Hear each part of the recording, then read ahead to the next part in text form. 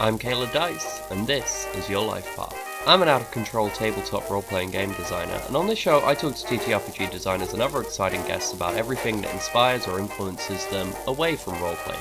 Today we are back for the first and only time this season in my titular Ratwave game house for an in-person recording with the brilliant Nick Spence. That's Nick, me.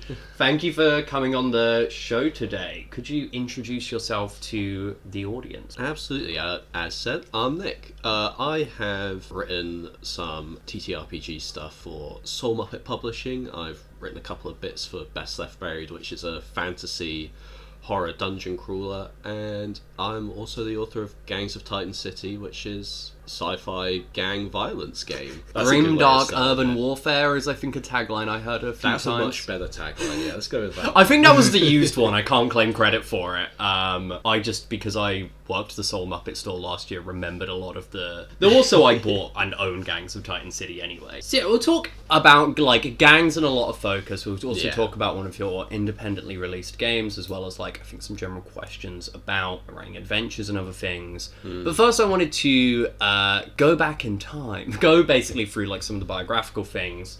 So what I wanted to ask you first is just, like, where did you grow up? Right, so the bits that I remember, at least, like, down in Hampshire, my parents had a house, like, out in, not the deep countryside, but, like, we were between two towns, so there wasn't a lot around. You had to get a 20-minute bus to do anything that wasn't the riding school up the road. Riding schools on the nose. Yeah, not something I ever partook in, but yeah, there's a lot of nice nature, like animals and such, and we got out and about and did stuff, of course, but yeah, I don't think the place I grew up particularly was, I guess, that kind of formative on me, at least not consciously. Do you think in any way in a reaction? I guess I'm also wondering about, like, the fact of going to cities sometimes as a setting element. Actually, now that you put it like that, a lot of the stuff I write does have quite an urban focus. I realise now with gangs and I think we're going to talk about Heist game as in the future. That's going to be, those are both very city focused games, and I do enjoy living in a city now that I'm grown up. So I guess like there's like a minor reaction to that. Yeah, that makes sense. But also, this stuff is all often so subtle. But I think, like, as someone, who grew up in not a city... I did not grow up in, like, a rural area at all. I grew up in towns. But, like... I do often think, like, my relationship to the city is weird because it's a sort of... reaction to how we grew up. Yeah, which I think is still sometimes contained in some of my games, but not always. Do you remember growing up in Hampshire, if you had an idea of what you wanted to be when you grew up? No, I've always just been sort of going with the flow, which like I did end up going to uni. I studied archaeology of all things because I really loved history. Did I consider what effect that might have on my job prospects at the time? No. Do I wish I had? That's another question entirely. You're my second archaeology graduate guest, to the best of my knowledge. Someone else of good taste, I suppose. Do you feel archaeology entered into any of your Best Left Buried work, or is that a bit too absolutely. on it? Yeah. Like the first, my first in with Zach and Soul Muppet was an adventure I wrote called The Darkling Seas of Islesmere, which is very heavily inspired by two archaeological sites I really like. The first is Stonehenge and sort of the wider landscape around it, because when you go and visit Stonehenge, it's just kind of there in a field, but in the kind of the wider context of the other archaeological stuff around it, there's a little settlement nearby that was only occupied part of the time in the year, probably for parties, and there's all kinds of like barrows and burial sites in the wider landscape, kind of on high ground, so you can always see Stonehenge from them. And it's just a really cool, like, obviously Stonehenge itself is really interesting just as an object and a thing, but in the kind of that wider context, it takes on like other meanings as well, which is really, I find really interesting. And then the other place is Skara Brae up in Scotland, so kind of like very islandy, but also then these very really interesting stone brick houses that are like set into the ground with these little dugout paths in between them. Like, I can't describe them that well, but like in a similar way to how the stones in the henge are buried. Yeah, exactly. Why did I call it the henge? It's because I'd already said stone twice. When you are like consciously, or I mean, this is actually my question. When you are taking sort of inspiration in that way, is that a part of the process that starts very early? Like you're thinking about how do I approach this like best left buried adventure, and then you're consciously, you're thinking, oh, it's about digging, it's about thing, and you're grabbing that very consciously, or is it something you've realised after the? No, for me at least, I definitely start with those kind of images. So yeah, very much for Darkling Seas particularly, it started with that idea of like a wider landscape that these kind of monuments are part of, and so they kind of look quite disconnected at the start, but then you work out that there's those connections between, and like oftentimes they'll kind of like grow a bit beyond it, like with Darkling Seas I've then brought in kind of other ideas, like the kind of the Fey people from the Jonathan Strange books are one of the bad guys you can find, and sort of some like cosmic horror stuff as well. So like they kind of end up like a bit of a soup, a bit of a melange of other things as well. I think that's so often just how I think inspiration in general works, and I think it's the thing where when it's done well, you do very much get a soup. Like people don't perceive of a soup as their ingredients. They perceive of it as soup. It becomes like the whole is more than the sum of the parts. Yeah, it's I guess if you're just the ingredients, that's where you've, I guess, in this analogy, failed to transform it into soup. A thing that, I'm not a soup maker, but I don't believe is hugely possible. But we imagine the scenario to complete the metaphor. We'll go along with it. So you did briefly lament the archaeology-induced job prospects after. What other sort of work did you end up doing post-uni? Has it been a sort of gauntlet? I mean, this is the boring bit, I guess, but I did some agency kind of admin stuff because it was easy and it paid decently well at the time. I sort of did that for about 6 months after uni, and then I just sort of like fell into other admin stuff. I've kind of now branched into HR work in the NHS, which is this whole other kind of kettle of fish. Yeah, I don't know, I think that's just kind of the unexciting side of my life that I just get over and done with as much as I can.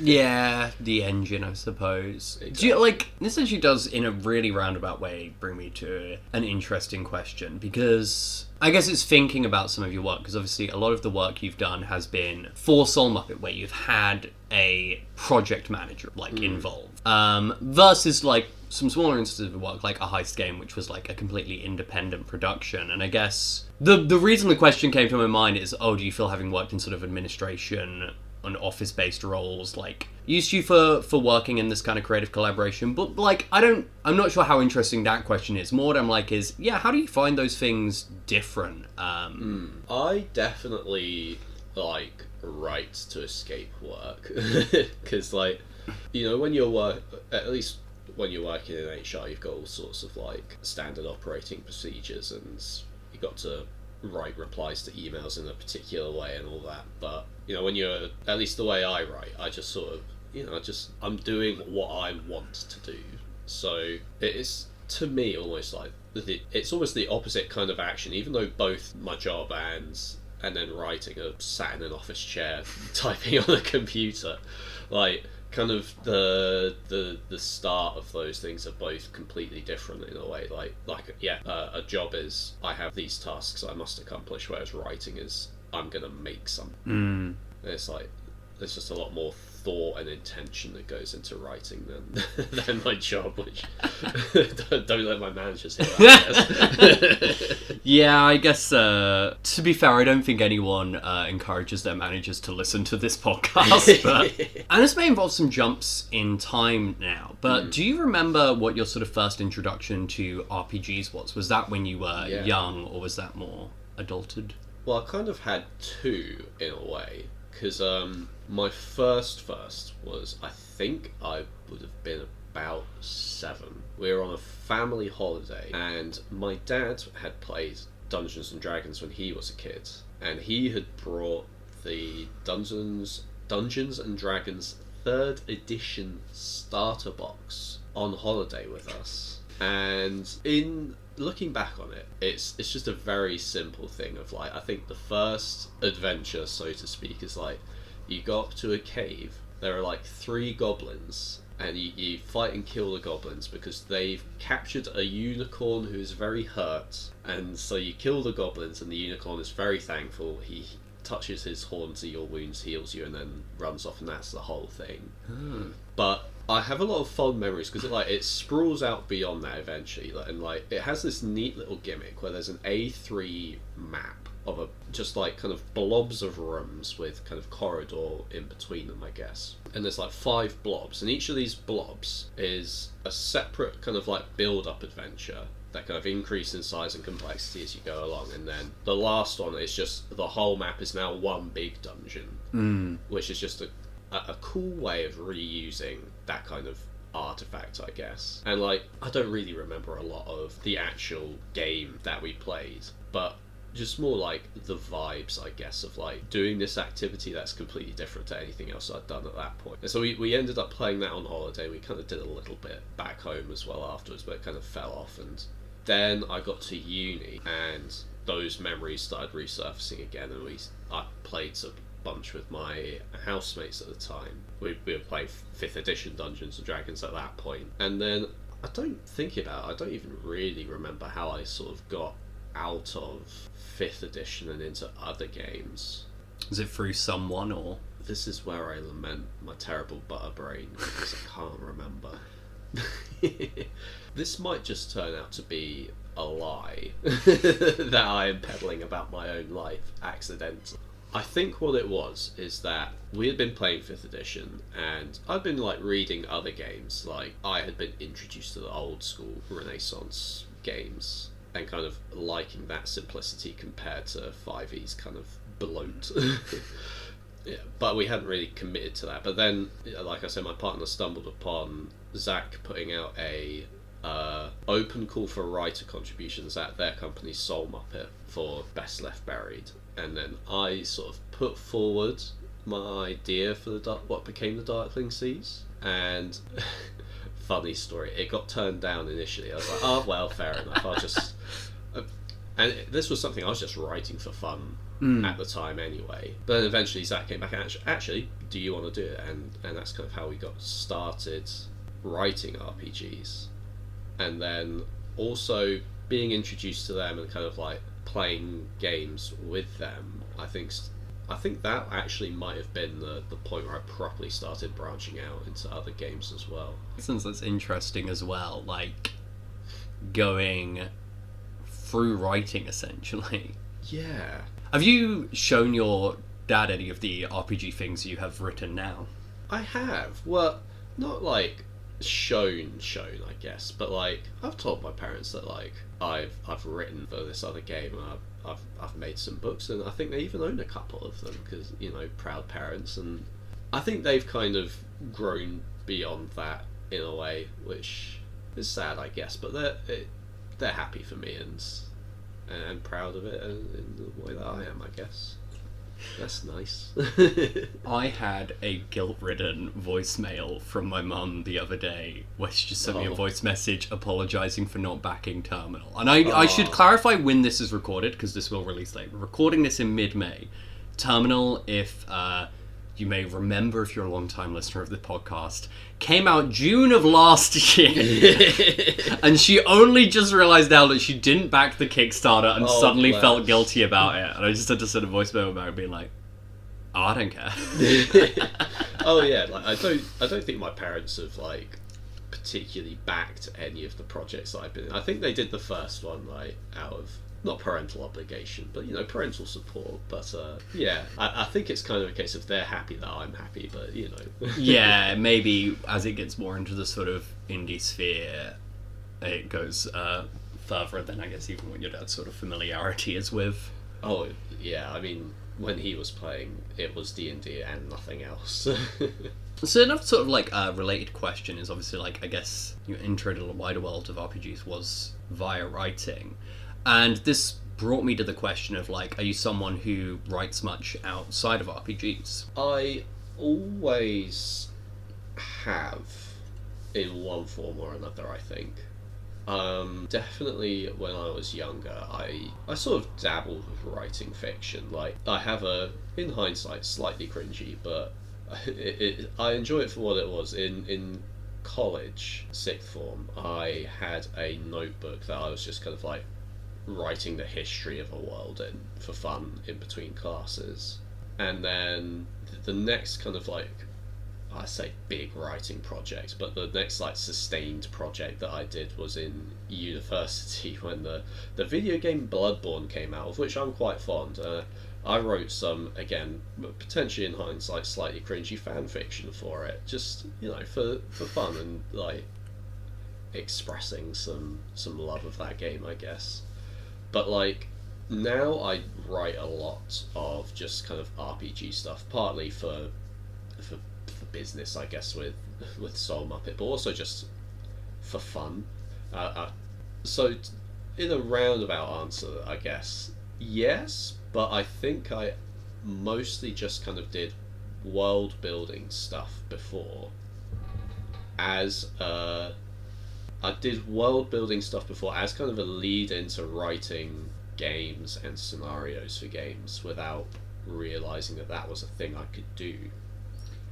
Yeah, I do find it so interesting to sort of pre-game writing some people do that ends up often resembling the form they take. One thing I do find fascinating is I feel like you cannot tell based on just people's work whether they were a fan fiction writer or not. Via RPGs, I think you can tell if they write prose. I think it's really obvious when a prose writer has also been a fanfic writer, and I'm not actually saying that as a bad thing, but I think it is telling. I feel I don't have a good guess of this with games writers. But then the other thing, is also like, because I remember a thing I used to do so much with one of my friends as a kid is I would go around their house and we would end up like planning TV shows and trying to write out plots which would involve writing characters and stuff. And I'm like, this approach of just writing a treatment, especially as two players doing essentially collaborative storytelling, it's far more analogous to what eventually became RPG writing for me than it was to ever attempting to be a television writer or something. Yeah. I mean, I think I did a similar thing with one of my childhood friends where we would just, like, make this, like... I mean, we were both kids who loved, like, Star Wars and Lord of the Rings, so, like, we were doing stick fights in the back garden. But we were doing it, like, while creating the history of, like, this fantasy world, and we were playing, like... the hero and the villain of that story, I guess. So again, in a way, it was kind of just, you know, kids playing, but it was also that collaborative, and my brain is completely blanked on the word, improvisational play that kids do. Like, in a way, kids are always kind of playing an RPG that they're just sort of making up as they go along, right?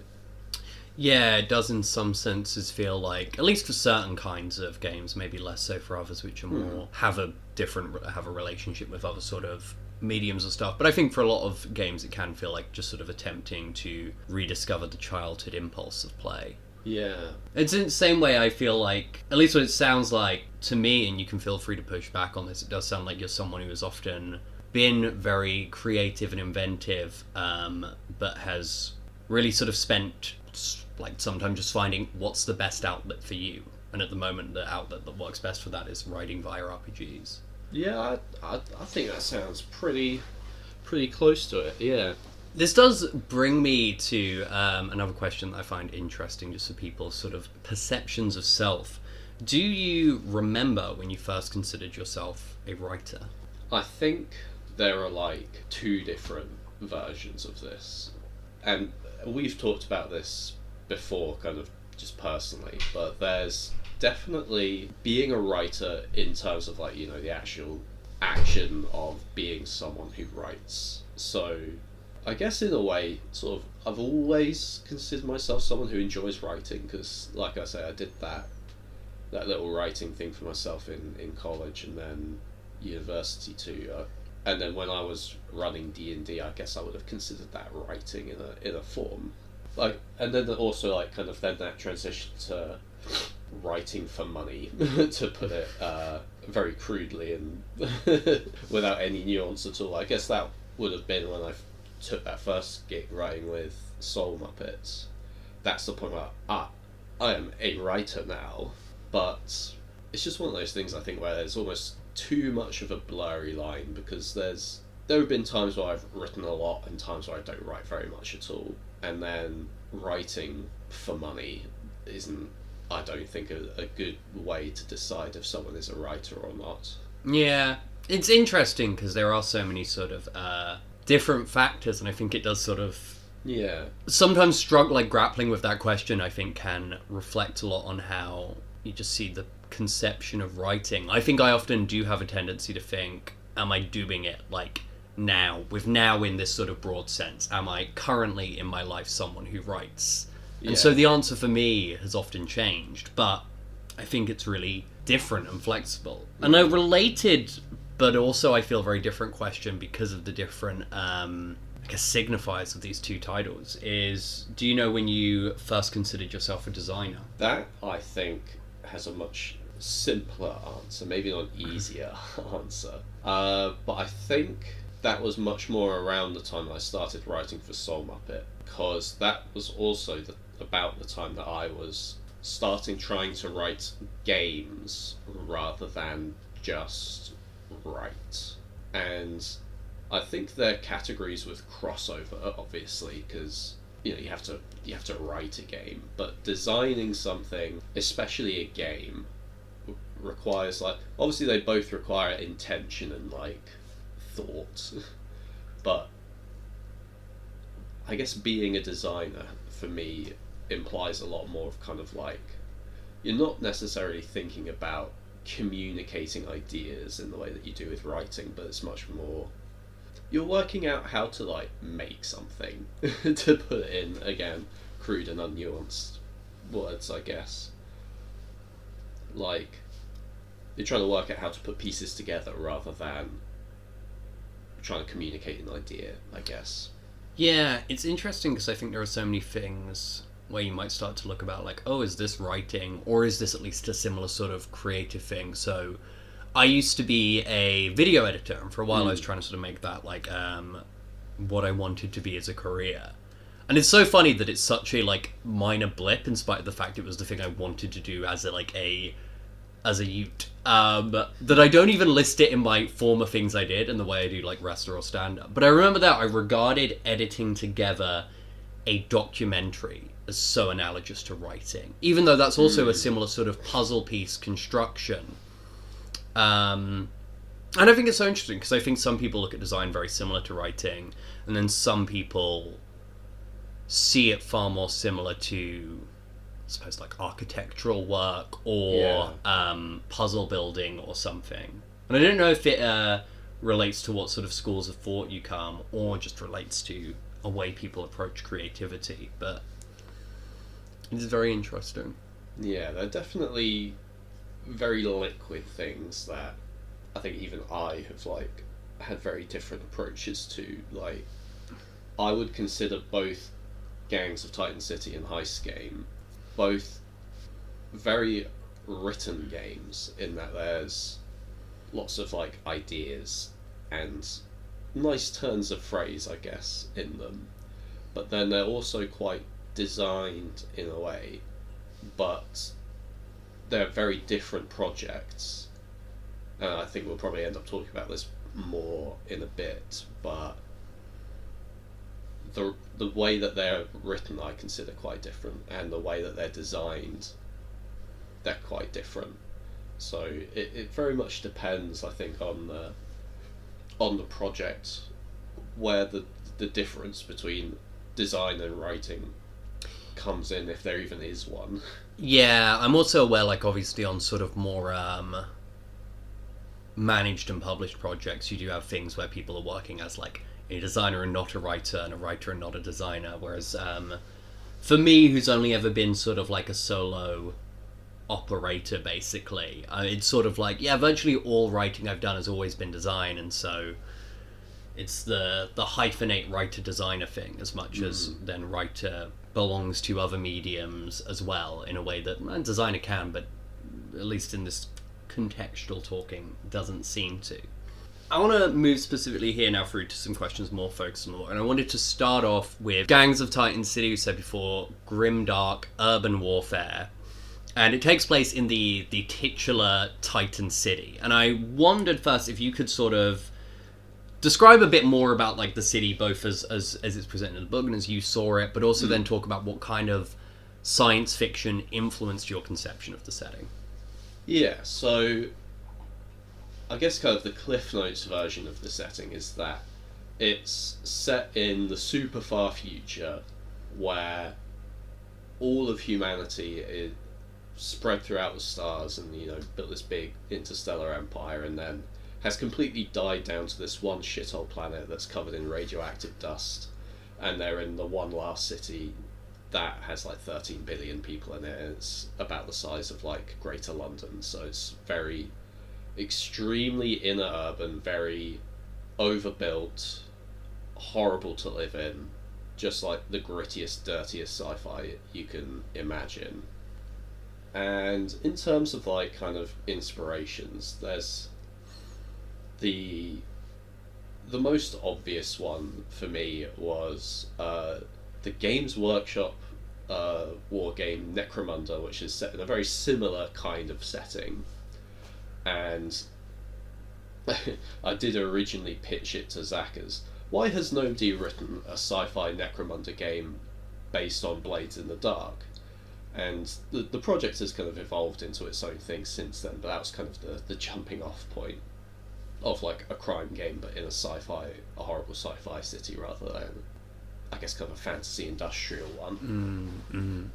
But then like, in terms of other sci-fi, there's also things like kind of Mad Max Fury Road is a big one in terms of kind of just like a high octane action and sort of cobbled together gang vibes, like with the raiders in that movie. And then other kind of like cyberpunk works, like the original Deus Ex game, where, you know, you're kind of running around as a sci-fi spy with all these cool powers and bits, slipping through security and having gunfights and sort of doing things in a very freeform way there. I remember when I would pitch at a Gexpo, a thing I would do if I sort of identified a person who might be sort of receptive to this, would be like, yeah, it's like Judge Dredd, but you belong to the streets and the gutter. You know, you're not a fucking cop. Yeah. Was that a conscious influence, or is that one where you're just like, it's got a lot of resonance, but... a bit of both, because certainly, like, Judge Dredd is one of those properties that I'm very aware of, and I would probably enjoy. I've just never got into it. Like, I enjoyed the Carl Urban Dredd movie an awful lot, and that's definitely an influence, I guess. But yeah, like you say, it's very much Judge Dredd, but you're the bad guys. I don't see Law and Order as the divide of good and bad, personally. Well, yeah, that's why I clarified that. You're the criminals, not necessarily. Yeah. No, totally. That implies there are good guys in that saying, I guess. I do think like the relationship to like gangland sort of warfare in gangs is very interesting. It's not necessarily a game where there's a sort of implied sympathy for your characters. Would you? At least that was my perception from reading. It's one of those ones where I can sort of imagine playing it, depending on the group you play with, you might end up leaning more towards a sort of sympathetic thing, but... Yeah, like, I think it's also kind of inspired by the way people think about the Warhammer 40k setting, in that, in reality, every single one of the factions in that setting are utterly deplorable, and there are no good guys. But even in that, there's like sympathy you can have for some of the characters, even as they're doing horrible things to each other. And I think that kind of did bleed into the game, where, you know, you're not good guys, you're not doing good things, but you're also existing in this setting that there's no reason to be good, and explicitly, like, the government of the city are awful, everyone else in the city is awful. It's very much framed through the lens of, like, you're just doing what you do to survive and to, you know, get your own, because that's what everyone else is doing. So yeah, certainly it's sympathetic, if not admirable. This has sort of prompted a question, because I was thinking about like the kind of stories you could tell with it, and I do think it probably does depend somewhat on the kind of players you have and like the degree to which...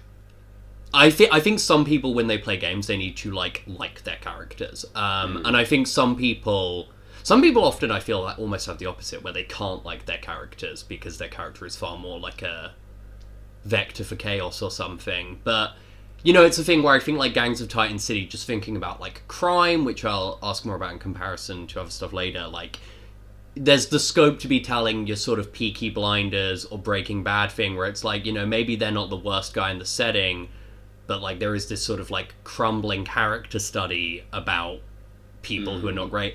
And at the same time, if you are someone who just likes their characters more, I guess you end up more in a sort of the warrior setting or other kind of like young gang things where it's like, like we said earlier, legal and illegal are not the same as right and wrong. You may very well be like essentially a sort of found family in a harsh world. I don't think that's where the game writes, but I think it's like in all games have that scope for it. And I guess I wondered there, was there much sort of in the way of like gang fiction that inspired Titan City, or was it more often in this sci-fi zone? That's the other funny part, because like I've watched a little bit of Peaky Blinders, but not a huge amount, and you also mentioned Breaking Bad that I've seen, and like it's something I dabble in, but I wouldn't consider myself a fan of crime fiction in the same way that I am like sci-fi or fantasy or horror. But I think it is one that like it's very rich for games, because like we've kind of been saying, legal and illegal aren't always the same as right and wrong, and it's that very grey zone that I think works well for RPGs, because as much as I can put in like intentionality about like, in Titan City, the cops they're not just bad, they're really bad, but like I can write that as much as I want, but if in someone else's game of Titan City, if they make the enforcers the good guys for some reason, might reflect a rot in their soul, but they could do it. Exactly, like there's nothing I can physically do to stop them, and the wider point is that A, you shouldn't do that, but also B, like you bring your own I guess morals and ideas to it. So like you said earlier, the gang could end up very much just like a found family in a bad situation, or you could just be, playing a bunch of evil bastards for a bit of fun to blow off some steam after a long day of work. Like it's the room for those different approaches and ideas is a feature rather than like a flaw, and I think crime fiction is it's a good place for that kind of thing to grow, because like you say, you can kind of do we're doing crime because we kind of have to, and then there's also we do crime because it's fun. Yeah, there's also we do crime because crime is good. Yeah, some less enabled obviously by like less enabled in terms of gang fiction, definitely. Obviously also because a lot of your big gang hallmarks are sort of remakes of Hays Code era stuff where there's like rules around that, but it's scope there. I'll ask about like a different vein of like crime fiction when we talk about Heist game. First, I just wanted to ask related to like Gangs of Titan City. It's like self-identified as a grimdark game. And grimdark's obviously like a term with a lot of semiotics to it, so I did want to know like what is your sort of conception of grimdark? Honestly, for me, like it's a bit of a term I'm using for that game begrudgingly, because it does very much fit into the kind of the Warhammer conception of grimdark, I think, in that everything is awful, no one's good. I just don't like it because I think a lot of 40k fans are kind of cringe. Not all of them, but like maybe I'm just a bit jealous because I'm not one of them. But like I enjoy that kind of fiction in a way that, I mean, I wrote a whole game that could very easily fit into like a Warhammer, but I would like to think it's different. Maybe it's not. I think it just also comes along with a lot of like baggage about like, you know, the kind of the worst 40k fans who kind of like are potentially like, you know, have some fascist leanings themselves, or just like they don't see the game as the I've forgotten the word. Satirical. Yeah, as the satire that it is. Yeah. So because like I would feel really bad if someone came into like a game of Gangs of Titan City like, oh, you're playing the good guys, because like, as I said, I don't think it's really a game where there are any good guys as such. That makes sense. Yeah, if people are interested in this more, obviously I'm not someone who has a I said obviously, that's maybe not so obvious, but I'm not someone who has any kind of Games Workshop Warhammer background. But I did, on the part 2 of the season 1 episode of Tanya Floker, we talked a bit about like satire and Warhammer and fascism a bit.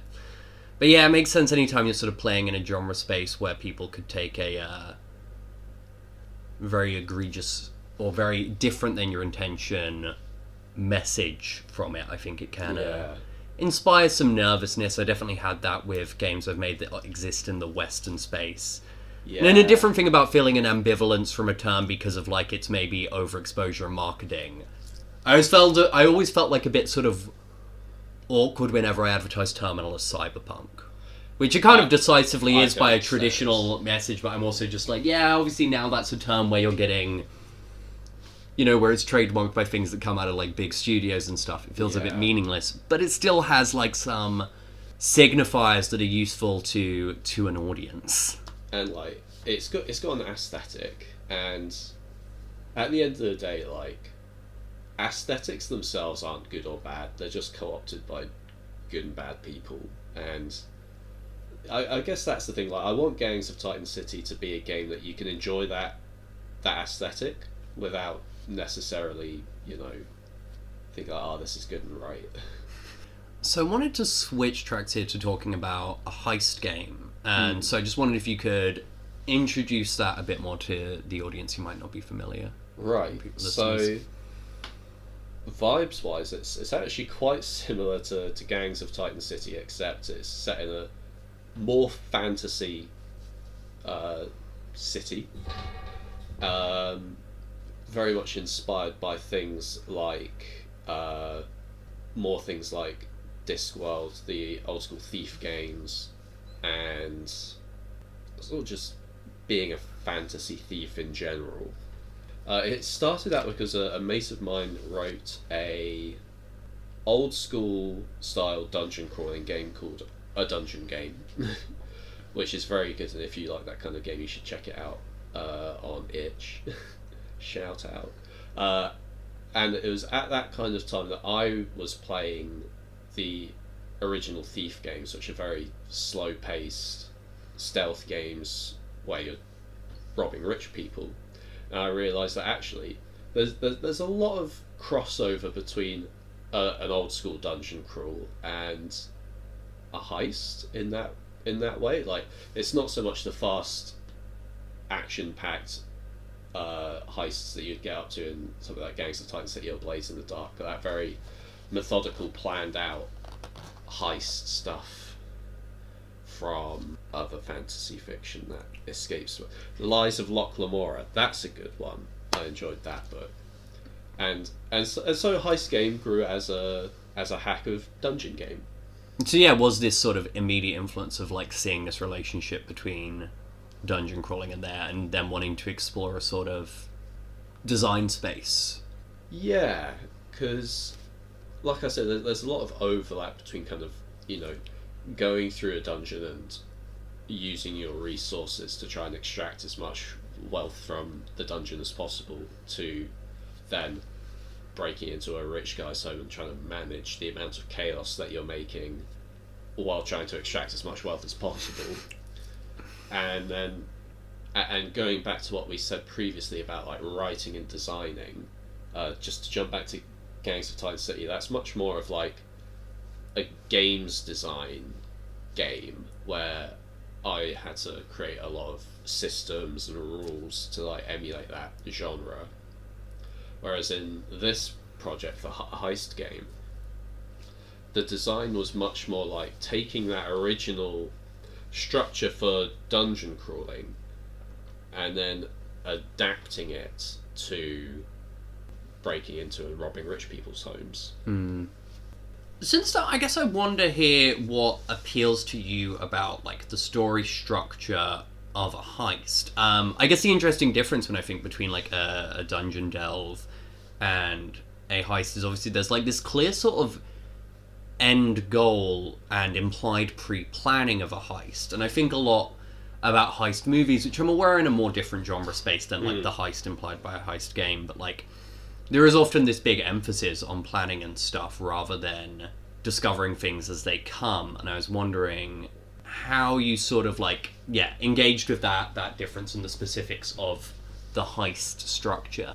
Well, I think it's interesting that you bring up like there's a more of an emphasis to pre-planning rather than taking things up as they come, because I think there's kind of two peaks in a heist, right? There's the start, where you imagine how the heist is going to go down and how it's all going to go perfectly and how you're going to get out with everything you want, and that's fun in its own right. But then as you actually go into this heist, it's a chaotic situation, right? Things are unexpected, you don't perform 100% all the time, and so things start going off the rails, right? And you start moving away from what you planned and into this new space where you do have to improvise. And I like the kind of that almost two-peaked arc where you go in feeling very prepared, things start going wrong, and you have to kind of then mount the wave of rising chaos and action to actually then get out with all of your stuff. And I think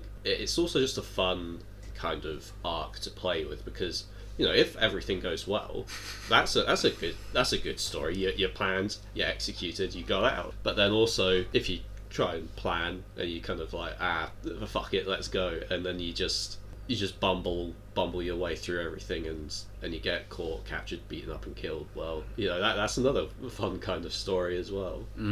Yeah.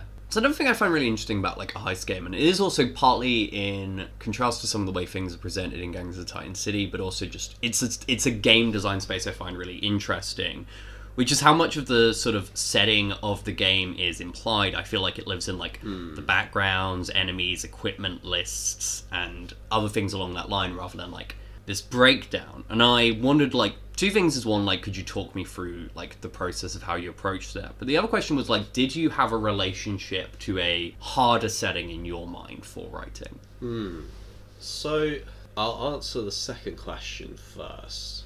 Not really. And it's similar but still quite different to the way that I designed Titan City as well, I think, in that some games have kind of what they call anti-canon settings, where rather than like specifically like Gondor is east of Mordor but south of the Shire, everything is a very set out place of being. It's just there's lots of vibes, and you sort of have to lean into the idea that everyone kind of imagines the setting differently, so just let them imagine it completely based on these sorts of vibes or rules. So I think Gangs has a lot more kind of definite rules about it. There's a lot more laid out about how the city is and is managed. But I think a heist game almost grew out of like the idea of like how little setting can I put in while still implying a setting. And this is where I sort of spoke earlier about how design and writing were quite different for Heist game. A lot of it comes from I forget how many there are. I think there's something like 60 character backgrounds in the game, and each one consists of like a small amount of money that you have, a one sentence vibe thing, and then like 3 to 4 items that they have on them. So like one of them is a retired flagellant who has their flail, and just the idea that then presents the idea that there's flagellants and you can fail being a flagellant. And then other things like you could be someone who looks after the lizards in someone's like lizard pit, or you could be an artist, or someone who was part of a religion, like an ex-cultist. And so kind of having all of these different things that people are in the city, and then kind of also portraying them as all being people who can just fail and have to resort to a life of crime. Yeah, that's definitely an interesting thing where, like, the setup of the game implies a profession, which is just, outlaw. And so, like, that also implies law and order and stuff, as well as then, yeah, like, the background's really narrowing stuff in. It's just different relationships, because I was thinking, like, I do have, like, an awareness of how the wider world of Terminal works. Like, I have an awareness of, like, things I think exist in Libertatia. I have an awareness of, like, relationships between things in the Terminal itself. I mean, like, I'm the author, and so I'm dead, and so, like, any of those opinions I have are no more legitimate than, like, speculation or ideas of, like, someone reading, because they're not in the text. Whereas Psycho Dungeon is far more like a city made of mist, in that, like, there's no set version in my mind. It's interesting how those different things go. This also brings me to different things, because we talked a bit about, like, a heist game here and Gangs of Titan City, and we talked about, like, the work you did with Best Left Buried before. And I wondered here, like, how different you find approaching things when you are working in a world and a context which already exists, and especially one that's been written by someone else, versus being, like, the creator of something. Yeah.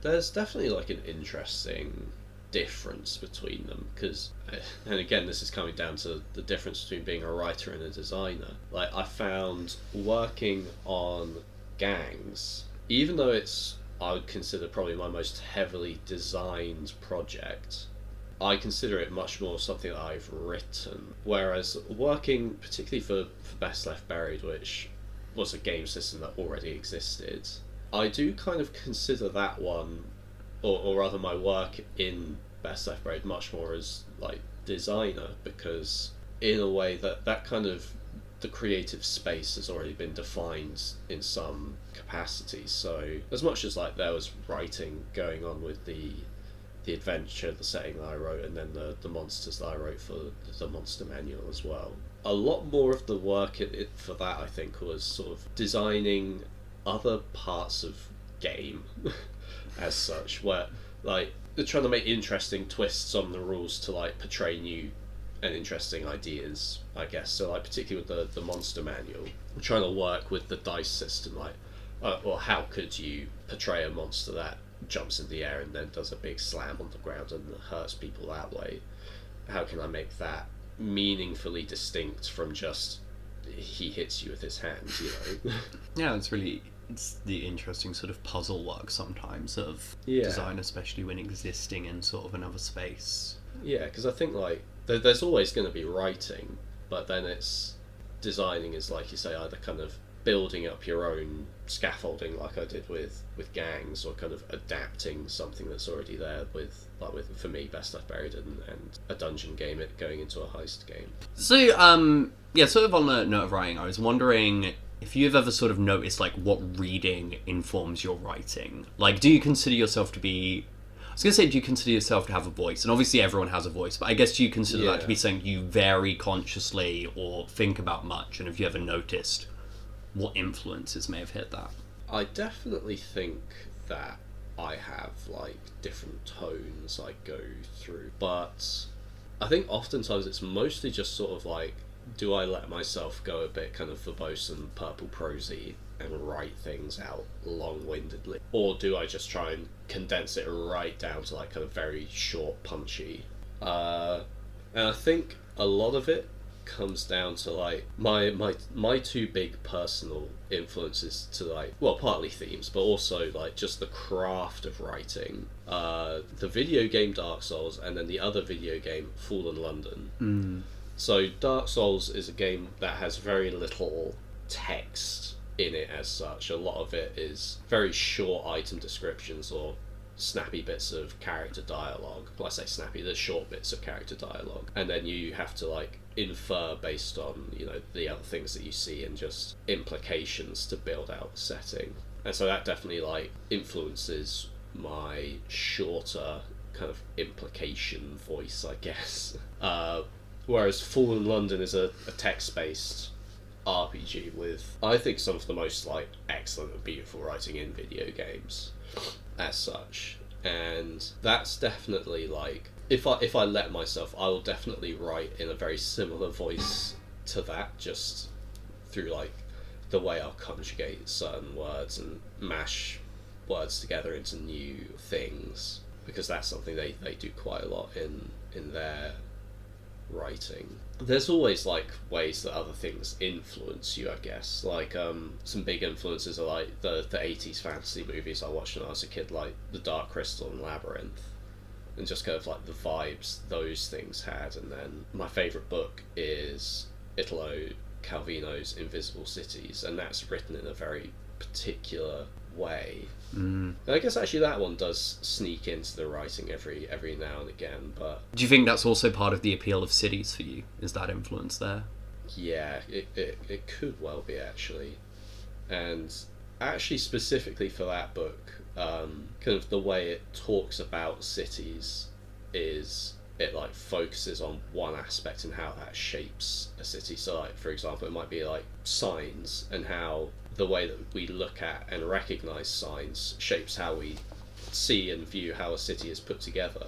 And like I like a framework, like a almost like a checklist of like, if I touch all these ideas, then I have succeeded in representing something fully, and I've made a whole thing. Which obviously is not, that's not how life works, but it brings me joy to do it, at least. And Invisible Cities, it definitely has like a catalogue of like things like, I could touch on this as an idea for representing the setting, I guess. Yeah. So, but there's almost like a spectrum, I think, between whether something influences the way I write something, as to like it's just ideas that then get expressed in another way, which I assume is true for most people. But Yeah. We're all gonna go for a sort of really wordy allegory, which is my most obvious. Kayla went to therapy at some point habit of how much my impulse to try and sum things up in metaphor or allegory. But I was going to think with Invisible Cities, like obviously the thing I remember from reading it is the sense of like, it's all Venice. Is it Venice or Vienna? Yeah, it's all Venice. And like, I do sometimes think with my writing, and sometimes I'm more or less conscious with it, and sometimes I try and vary it in harder ways, where I'm like, every city I've written has been London in some way. yeah.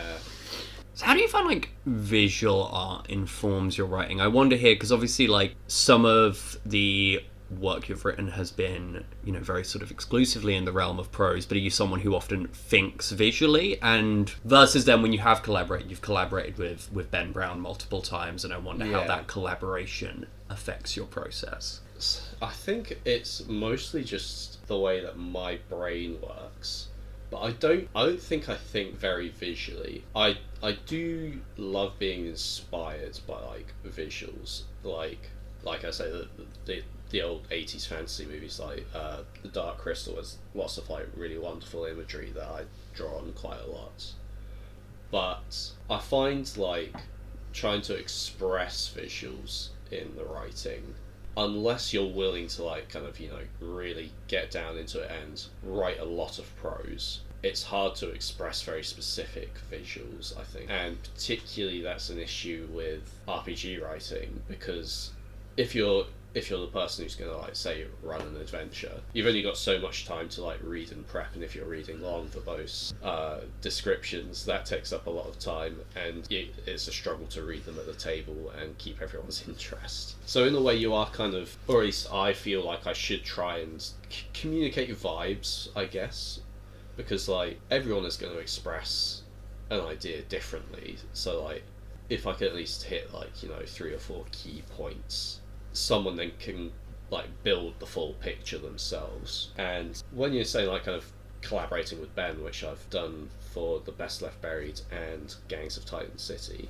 I think that is pretty much what I did when writing art prompts. Like very occasionally I will put in like a specific detail, like this character has a robot arm that ends with a particular piece of machinery. I can't think of anything off the top of my head, but mostly it is just the vibes of like, you know, Psy Squad are very sinister. They dress all in black and they always have a smile and a handshake for you. And then sort of Ben took that and created an image based on those vibes rather than the exact thing that I was thinking of when I wrote it. Yeah, it's interesting. I always find like the difference of priorities and help, and so much of it is about like meeting an individual where they're at. Like for the art direction I gave Gormangeist, because we talked about it, she was like, she loved literal details, but also had no interest in me directing the composition, which was fine. So I'd always give like very heavy details about like how a character might dress or stuff, and often with the thing of ignore any of these you don't like or don't want or just aren't angled. But that was helpful for her because she knew then she was doing something right. Whereas when I worked with Jess on the Psycho Dungeon cover there was a really breakdown of, here are some suggestions I'm making, here are these things that matter, here's some like composition stuff and literal shitty sketches I did. Whereas I gave no specifics about how characters looked and dressed because that wasn't interesting to her. But yeah, it's always about meeting someone where they're at and figuring them out. And obviously you've worked with Ben multiple times, and now do you have like a quite sort of, you know, successful dynamic? In a way, yes and no, if that makes sense. I'll explain more, obviously, because like I think it is a successful dynamic because like I think Ben's done some really wonderful expressive art that does make and sell the vibe, and like I have communicated that vibe to Ben, but I think in a way, like, because I've kind of just given Ben vibes to then create themselves, like I don't know how much of like a dialogue it is. It's kind of more of like just a flow of ideas that then have been filtered through me and then through Ben and then onto the page. Like I think in a way it kind of does reflect the way that like people play games as well. Like, you know, a GM tries to express and sell some vibes, maybe with sometimes with specific details, but not always. And then the player creates an image in their own brain based on what's said, and I think that's kind of mirrors quite closely the way that I've worked with Ben, at least. And so I would call it successful, because like you were saying, I never really micromanaged perspectives or compositions. I've just given some vibes, and Ben has then created art based on those, and it's worked quite well. I guess what I meant there is I feel like you figured out the way that you and Ben work best together. Yeah, I would say that then. Yeah, totally. So we're going to finish up soon.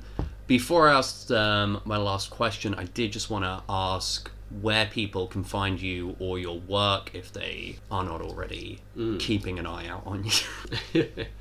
To be honest, I don't have a huge online presence, so I will just say go to the Soul Muppet web store. That's got a lot of good stuff on it, but also that's where you can find Gangs of Titan City. That's where you can find Darkling Seas of Islesmere for Best Left Buried. Nice. Then my last question to you is, what do you think is the biggest lesson you've learned from creating TTRPGs? It's going to be a really boring and non-revolutionary one. It's read wide, and not even just like reading, but like a lot of my inspiration for things has come from all sorts of different places. Like I'll often have music playlists going when I'm writing, you know, taking images from video games, movies, ideas for mechanics from board games. You know, it's, you can't just write a good RPG because you've read lots of RPGs. There's, I think you've got to have a lot, and not even just like, oh, you've got to read lots of books too, but just, you know, consuming lots of different media is good for you in general and for being a writer. Yeah, having a wide palette. Exactly. Well, thank you. Thank you for coming on the show. Thank you for having me on. This has been the life path of Nick Spence. I have been Kayla Dice. Good night.